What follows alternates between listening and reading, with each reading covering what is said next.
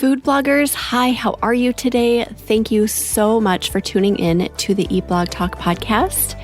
This is the place for food bloggers to get information and inspiration to accelerate your blog's growth and ultimately help you to achieve your freedom, whether that's financial, personal, or professional. I'm Megan Porta. I have been a food blogger for 13 years, so I understand how isolating food blogging can be. I'm on a mission to motivate, inspire, and most importantly, let each and every food blogger, including you, know that you are heard and supported. Food bloggers, as you know, food blogging can be overwhelming. It can bring those challenges of burnout or feelings of near burnout. It can be a lot at times. There's a lot coming at us. Platforms emerge all the time, new strategies, new people, new voices to focus on. I mean, I could go on and on. Something that really helps to deal with all of the stuff in our world is staying on top of your mindset. You all know how much I love this topic. It's a near and dear one to me. So I love that Nicole Winegardner from Simply Scrumptious Eats brought this topic to the table to talk about here in this interview. We talk about mindset quite a bit here on Eat Blog Talk, but some of these topics that Nicole talks about are things that we have not touched on before. So be sure to tune into this. Even if you've listened to all the mindset stuff here on the podcast, you will get new things from this episode. Nicole talks about focus. What are you actually focused on? Stopping to remind yourself and give conscious thought to this is really important. Staying true to who you are, making sure you're on top of your goal setting, and she talks through some strategies with that, not spreading yourself too thin, and a bunch of other stuff that is really valuable. This is episode number 525, and it is sponsored by RankIQ. Eat Blog Talk is thrilled to unveil the Eat Blog Talk Accountability Group, an exclusive community made for food bloggers who crave accountability, focus, and connection. We understand that not everyone is ready to dive into the Mini Minds group or the Masterminds program. That is why we've crafted this special offering for bloggers like you who want that extra push toward their aspirations but aren't yet able to make the financial or time commitment. Here's what the Eat Blog Talk Accountability Group has in store for you for this low introductory price of $34 a month. This ongoing membership has its own private Slack channel. You will gain access to a dedicated channel facilitated by the community manager at Eat Blog Talk, Taryn Soley, for questions, insights, and collaboration.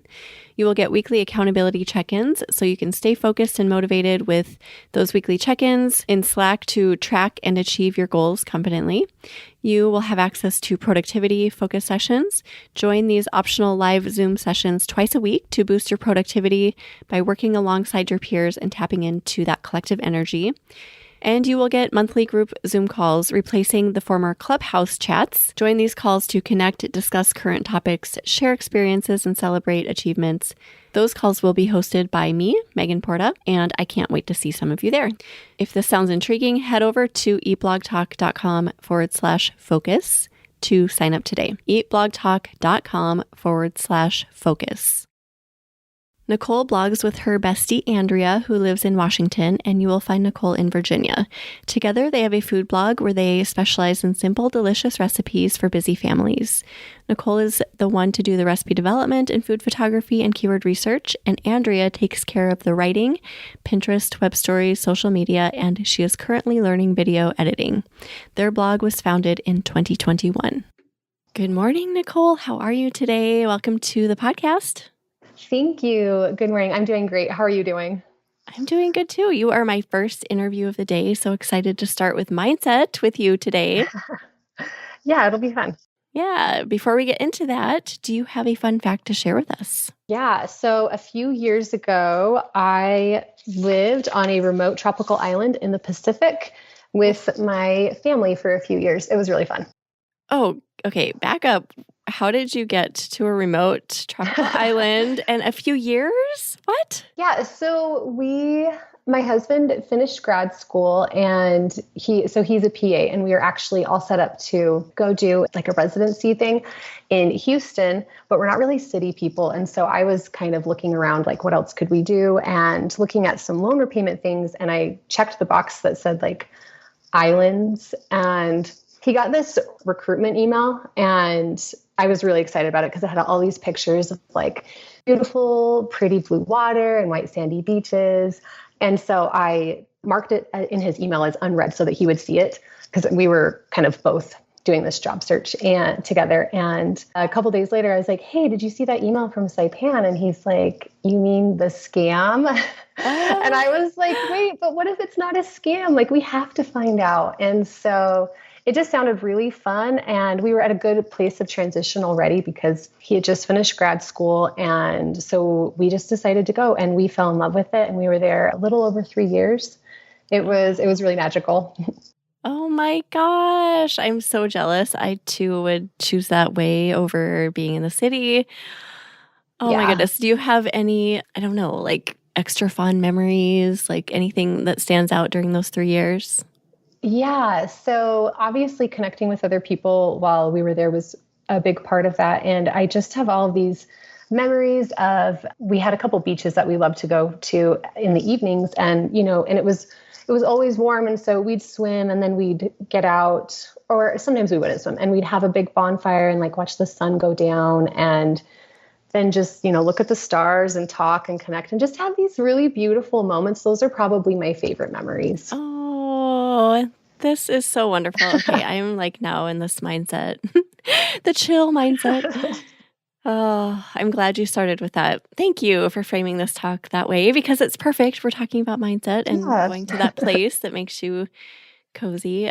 Okay, so to start just this talk about mindset, would you tell us a little bit about your blog, which I love the name of it. So talk about when you started, who you started it with, and anything else you want to mention. Yeah. So I blog at Simply Scrumptious Eats. I blog with my bestie, Andrea. We used to live in the same town. I live in Virginia, but she moved to Washington State a few years ago. So we just have a food blog where we specialize in simple and delicious recipes for busy families. I do the recipe development and food photography and keyword research, and she does the writing and takes care of Pinterest and web stories. Like, her list is a lot longer, but because it's all the extra things. Yeah. We started in 2021. We'd been brainstorming different businesses we could start together. And I absolutely love cooking and baking and creating recipes. And I would make these recipes, and my husband or my kids would say, hey, make that again. I'd be like, I don't know what I did. And because I wouldn't write them down. And so one day, and Andrea is a fabulous cook too. She's amazing. And so I was like, I'm going to start a food blog. And then a few weeks into it, I realized how lonely I was. I was like, this is not a job for a person who loves people. And so I was like, hey, do you want to do this with me? And she was just like, I thought you'd never ask. And so it's been really fun to just have a partner in it, and somebody that who understands and who I can always, just relate with and things. Yeah. So, yeah. Oh, I love that. So you've been going strong since 2021. So quite a few years. Any issues? Like, I don't know. I always think starting a blog with a friend, just like risky, right? Do you guys ever get to a point where you're like, oh, I just disagree with you or anything like that? No, it's so weird. We're always like on the same page, or we'll be like, or maybe one of us will kind of be like, oh, we need to pivot this way. And the other person's like, I've been feeling that way too. It's really mind-boggling how in sync we are with everything. We used to both actually do everything. Like, we both did the recipe development and pictures and, our own posts and the writing and stuff. And then last year, Andrea was like, I think if we divide, we can conquer a lot better. Yeah. And so it's interesting, and then, we've just always been on the same page. If there is a disagreement, it's super minor, and it might just be on, how to execute some small thing. We have never had a big clash. So yeah, sounds like you guys are a good team. You get along well and get things done. Amazing.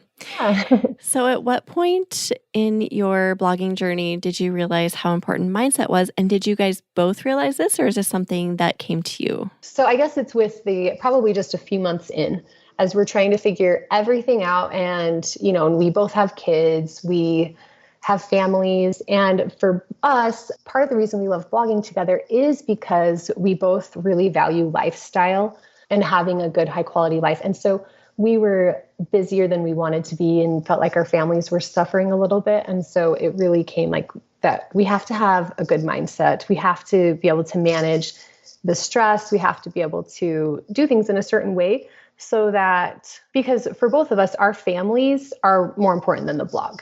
Our ability to keep living a life is more important than the blog. So we just kind of had this, the blog it's taking up too much of my life. And how can I manage that in a way that's healthy? So.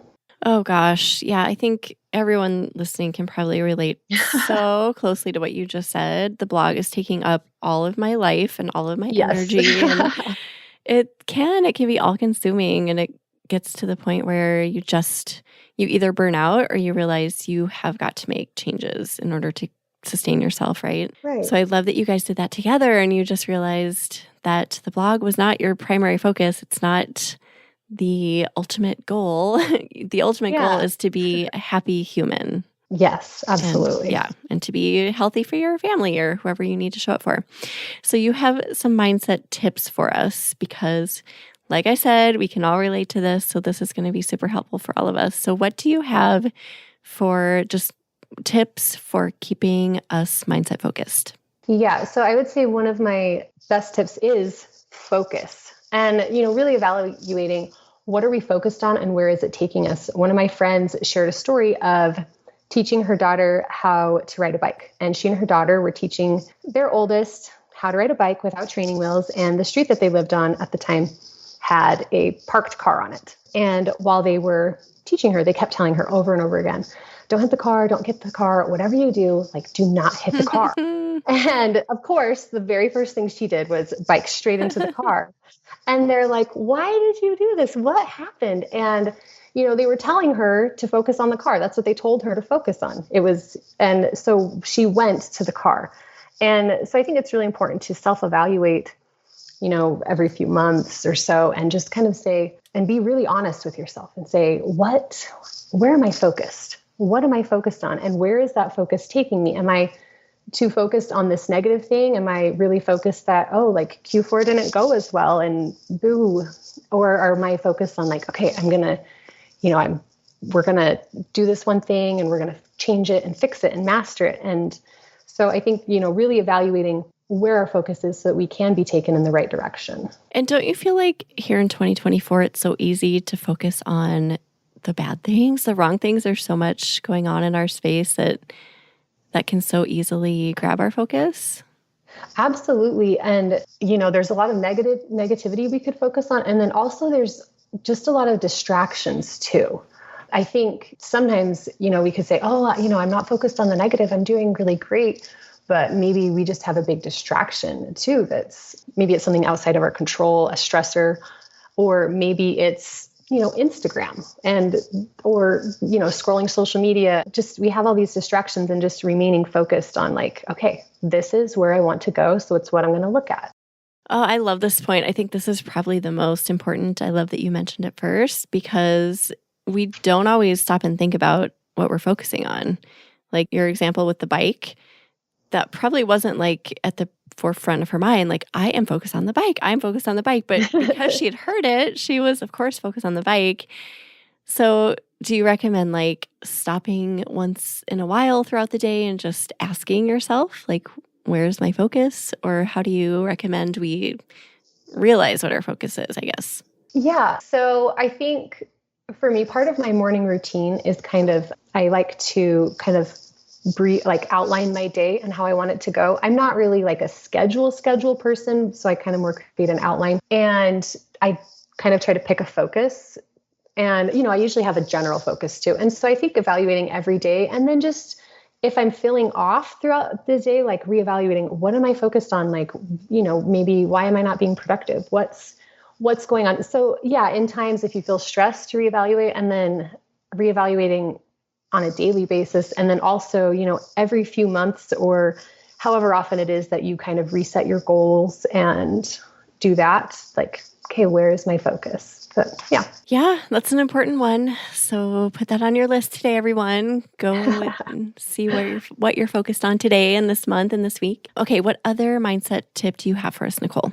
My next tip would be to stay true to who you are. This is something that's kind of come up for me more recently. To just don't get so involved in your self-progress that you lose who you are at your core. So, for example, I'm not actually a type A person. Growing up, my mom always called me her Hakuna Matata child, which obviously means no worries. I was very carefree and flighty and just very uninhibited person. And I've spent a lot of years trying to develop some of these type A characteristics because I've been able to see the success in life that it can bring. And as I was wrapping up 2023 and doing my self-evaluations at the end of the year, I realized that some of these things that are part of who I am at my core that I value and love have weakened because I haven't nurtured them. So, and I wasn't as in touch with who I am in my heart and my soul.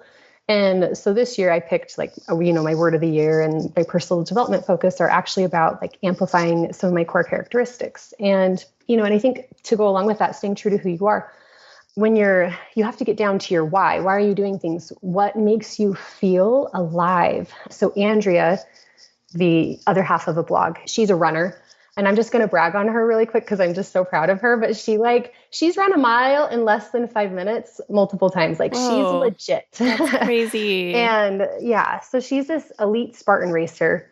And as her best friend, I have the privilege that when she's done with the race, she will Marco Polo me a play-by-play of the race. And it is one of my favorite things to listen to because her voice, she is on fire. She is full of passion. It's amazing. That is one of, and we all have many things that can light us up. But that is one thing. And to just watch her talk about it and see the joy that it brings her is beautiful. And so for all of us to find our why is a big deal, right? What lights you up? And are you staying true to that with your goals, with your life plans? And if you're not, how can you get there? Oh, this is such a good one. I love your example too of just using your co-blogger and best friend and how it seems like one little thing, just running, right? Kind of insignificant, but for her, that's a really big deal. And we can all relate to those things in life that might seem little to everyone else, but to us, they're really big deals and we feel so strongly about them. And just finding those, and it really does carry over, don't you agree, into your blog? So even if it is running or something completely outside of blogging, if you're staying true to that and really focusing on it and feeling the joy and passion from it, you're going to be a better blogger.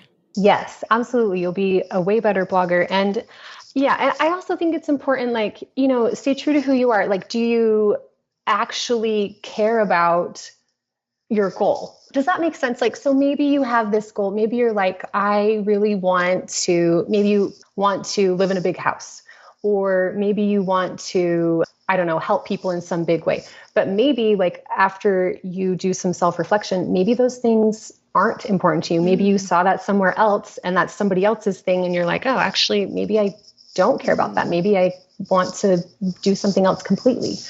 So, and being in alignment and making sure that you're on that path and that the focus that we talked about before is getting you to where you want to be in a way that is true to who you are at your core. Yeah. And this for me changes sometimes. I'll think I want something and then I'll have it on my goal setting little sheet I open every morning for a while. And then I will one morning I'll be wait a second, is this really what I want? I think it changed. And it's okay to change that, right? Yeah, absolutely. Yes. And yeah, and sometimes there are things that, are true to who we are, but then it changes and it's not there anymore. And yeah, I think it's great to move on and to have a variety. And I think it's also important, like you said, to just evaluate and be able to say, oh, that's not for me anymore. Yeah. And that's okay. It doesn't have to be written in stone all the time. It's okay to start over. So I love that one. So great to keep in touch with that. And then what do you have next for us, Nicole, for mindset tips? So I have some goal setting tips so that you can do it in a way to be successful and not burn out or overwhelm yourself. I'm really into personal development and constantly trying to grow and change and evolve. And, I have goals, personal, business, family, etc. And there was a time last fall, I think it was sometime last year, summer or fall. And I had all of these things that I was working on and striving towards. And a lot of them are, when I'm goal setting, I try to work them into my routine. And so I don't always have like a specific list. It's just kind of like I'm doing this and I add it in and doing this and add it in. And so I was just feeling really stressed out and overwhelmed. And my husband's like, I think you're maybe doing a little too much or trying to do too much here. And so I wrote everything down that I was working on and all my goals and all the things that I was trying to do. And I just had this huge aha moment. Like the list was so long. And I was like, this is the list of a crazy person. And this is completely impossible. Like nobody could do this. What the heck? And I was trying so hard. And I wasn't really having like feelings of failure. I was just like, I wasn't sleeping anymore. I was massively stressed out. It was way too much. And so then I just did some internal work and really tried to listen to my heart to figure out which of those goals were the best for me and which ones were just extra or that could, which are the most important. And maybe I really do want that, but I don't need it this year. I can do it next year. It's okay. So now I just try to have 2 to 4 goals that I'm working on at a time. And another thing with goal setting is I try to habit stack. So if I already am in the habit of doing something, I will just add it on. So maybe one of my goals is I'm working on some personal development thing and I'm reading a book to go with it. And I'll just add on like 15 minutes of reading that book to my morning routine. So I just try to find ways to work them into my routines that I already have set. Hello there, food bloggers. Are you wanting to tap into additional revenue and improve your site experience for your users? If you're saying yes to all of this, then Chicory might be a really great fit for you. Chicory is a leading monetization platform for food bloggers, enabling you to integrate highly relevant, shoppable ads into your recipe content and earn revenue from top CPG brands. Chicory's hyper-contextual ads and shoppable technology will help you improve your site experience and engagement, allowing your readers to go from inspiration to checkout in just a few clicks. Enjoy easy installation and ongoing access to the Chicory team at zero cost to you. Chicory makes it easy to track your earnings, optimize your blog content using recipe insights, and connect with its team. Here is a testimonial from a happy Chicory user. Quote, "Cooking and baking is my passion. Chicory makes it simple and easy for me to share that passion with the Where is My Spoon audience, providing a seamless purchasing journey for my readers and an effective monetization model for my blog." End quote. That is from Adina Beck from Where is My Spoon. Head over to eatblogtalk.com/resources, scroll down to the Chicory logo and click that button that says Learn More About Chicory. Or you can go to chicory.co/food bloggers to learn more and to sign up. Now back to the episode. Yeah, I think this is something that we dismiss too. We just go along like you were, and then all of a sudden you're like, holy crap, wait a second. This is way too much. And you were probably feeling the overwhelm and maybe borderline burnout. And I love that your husband reined you in too. And he was like, wait, you might be doing too much. Because sometimes it does take a third part or another person to just be like, wait, this is not a normal human thing to do.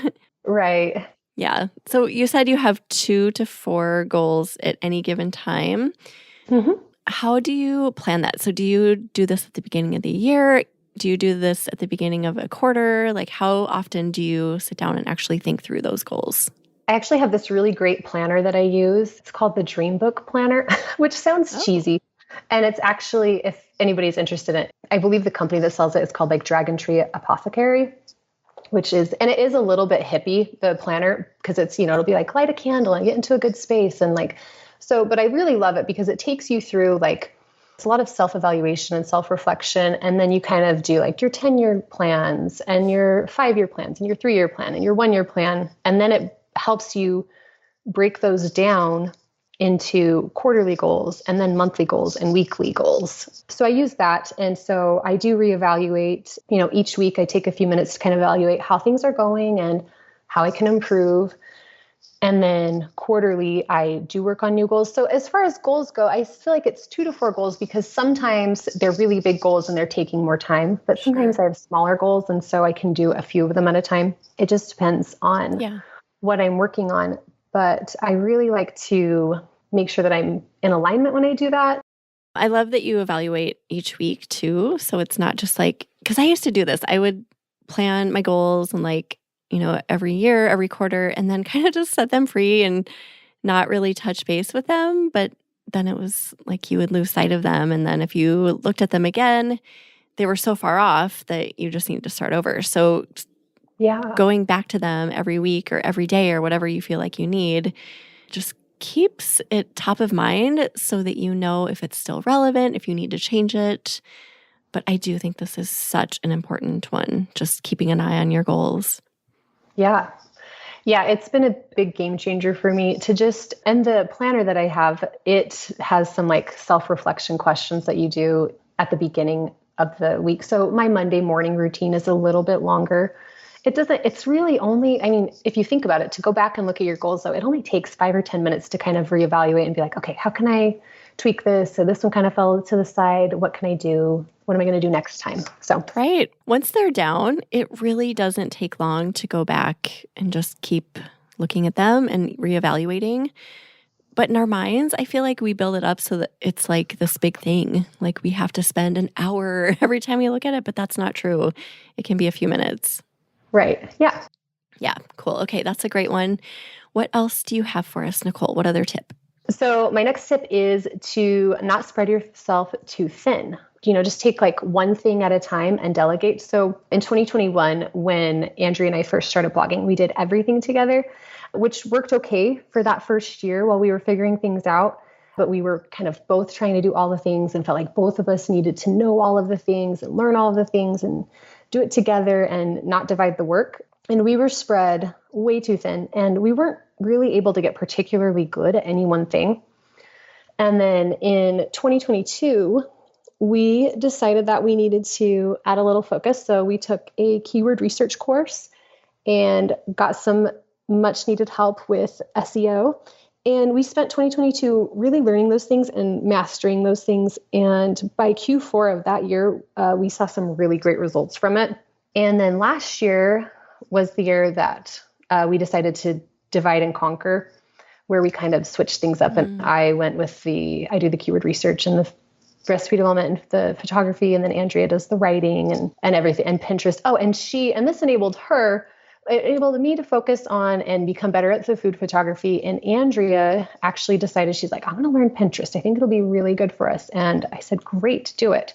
And she took a little course and she was able to master Pinterest and increased our Pinterest traffic by over 10 times. Ooh. Yeah. And now food photography is really easy for me and Pinterest is easy for her. So we have these things that are now like, we just kind of automatically do. And so they don't need a lot of time and attention. And we can move on. And so this year we decided that we're going to try to master video and maybe some social media. And we're thinking about trying to, because we're not really putting much effort into social media, but we are interested in that affiliate marketing and things. Yeah. So, yeah. I think you guys have approached this in a really smart way. It's so easy to get into blogging and just be like, I want to do it all, like Cookie Monster, just shoving every cookie in his mouth. And I think it's appealing and it's really tempting, but it's not exactly always the smartest thing to do. But I love that you guys have just kind of set aside a year for one focus at a time. And then you'll do the next thing and then figure out the next thing. It shows restraint and it allows you guys time to really hone your skills and get good at what you're doing because we don't need to do it all, right? Like, that is the message we're delivered. Like you need to do it all. You need to be in all the places, but you do not need to do that.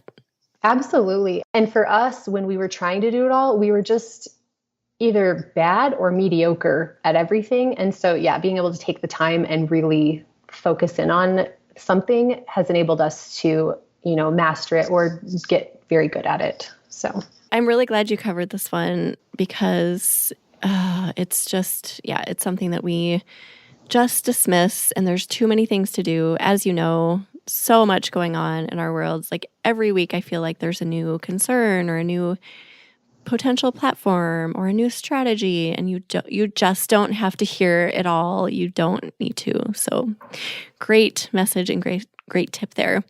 What other tip do you have, Nicole? Okay, so my next tip is probably my biggest mindset hack that brings me the most bang for my buck, and that's to prioritize fun. I heard a quote a few months ago that went, "You're not stressed because you're doing too much, but because you're doing too little of what makes you feel alive."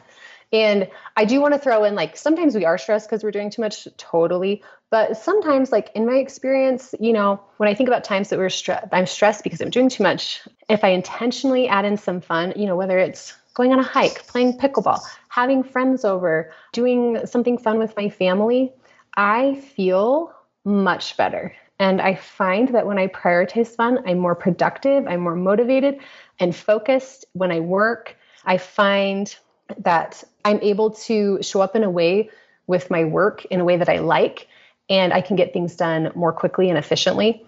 And, it can even be something as maybe I'm feeling a little bit like burnt out, overwhelmed. Maybe I've been putting in a lot of hours that week.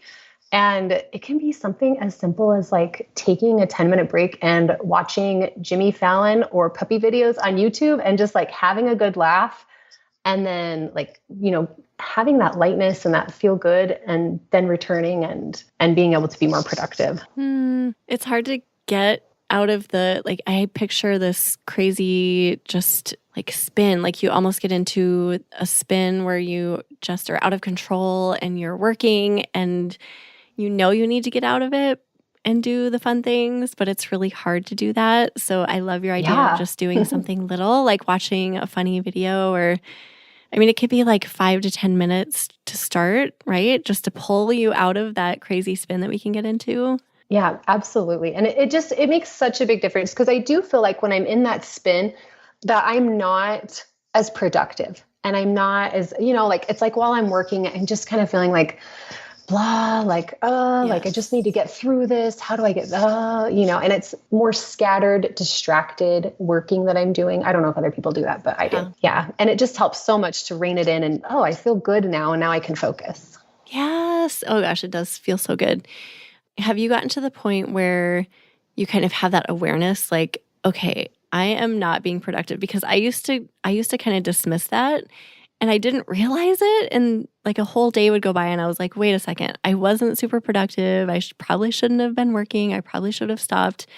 But now I can see it in the moment. Like, okay, here I am. I need to put this down, even though it's hard and I don't want to. Do you find that you're more aware and that you've been able to teach yourself to just realize when you're needing that fun time?